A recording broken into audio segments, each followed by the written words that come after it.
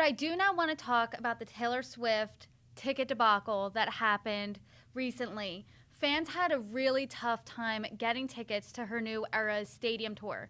Can you tell us a little bit more? Yeah, this is another brutal battle. Ticketmaster is for decades, for 3 decades. It was created by a lawyer, ex-lawyer, a guy named Fred Rosen, who in the mid 1990s, Forbes wrote about this a lot. He was one of the most hated men in the entertainment business, if not in pop culture. Why? Back well, because Ticketmaster essentially had a monopoly on ticket sales, and those were the days when you had to go to a Tower Records or somewhere and line up because the Ticketmaster outlet was in the back of the store, and that was the problem. Then it was a brilliant idea. What was happening then is you had all of these arenas and stadiums, and they had no expertise in selling tickets.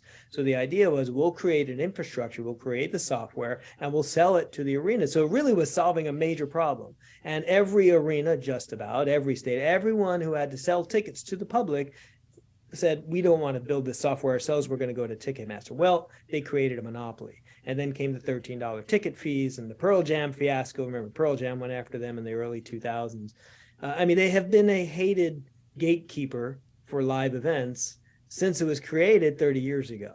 And this was a surprise because it was a technological failure. And that one we really hadn't seen with Ticketmaster.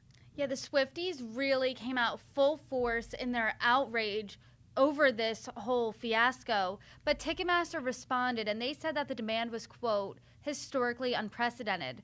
Do you think that's an adequate excuse here?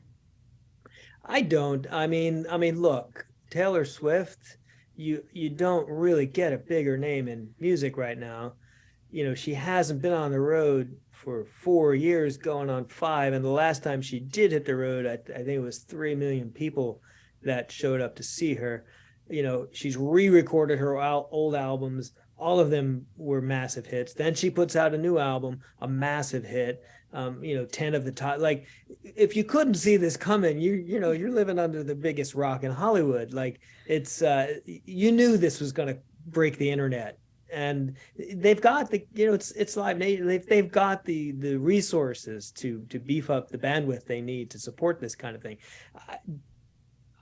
Obviously, they didn't. It's inexplicable why that there weren't fail safes put in place. Even because they offered pre-sale to verified fans, so they should have been able to easily gauge, what the demand was going to be here.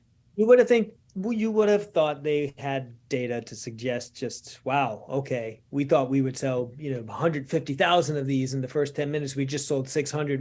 Oh, we better get our IT guys on the phone and get some more phone lines blinking here. No, I call it the Ticketmaster curse. It really, this company has, it's an amazing business when you think about it. They have a monopoly in ticket sales, so and no one else did that. You got to give them credit.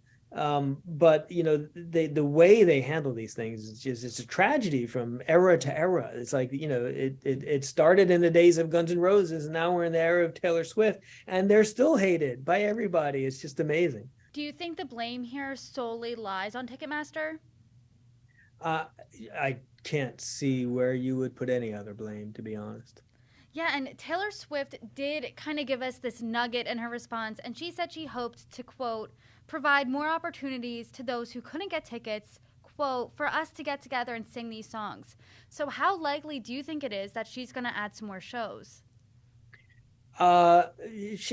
Likely she'll do something to address this. She understands just how loyal and dedicated and fanatical her fans are, so she will do what she can. But it's only so much she can do. She can't actually take in ticketing on her own. It's not something that band management or record label is set up to do. So she's going to have to deal with third-party partners, and right now that third party is basically Ticketmaster.